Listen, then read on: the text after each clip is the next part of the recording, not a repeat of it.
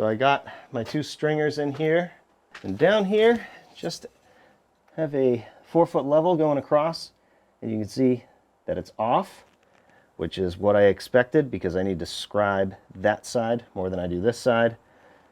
Just about there would make it level, so maybe a 1/2 inch or so. But they both have to go down.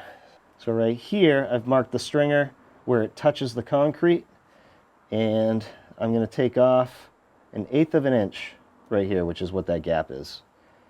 On the other side, I'm going to have to take off more. Let me see if I can get this to where it touches the concrete.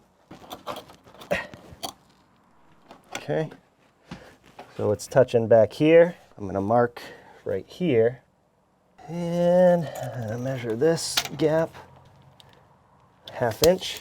So I'm going to mark right here, 1/2 inch. So I basically want to go from nothing to a 1/2 inch right there, and then carry that line back all the way. And that should give me the angle to drop down. I'll mark 1/2 inch right here. My framing square, hold it tight right here.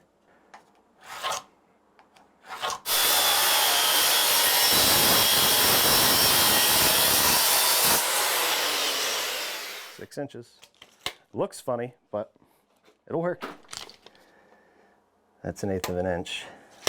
Just need to not confuse myself with these lines. Now I just got to cut the correct line.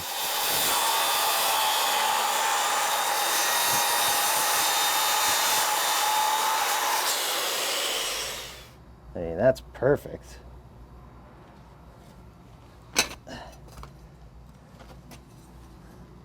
A little bit of a gap. All right, so the left and the right stringer are in place. The fronts on the bottom are touching the concrete. So this step now is going to be 7.5 inches, just like the rest of them.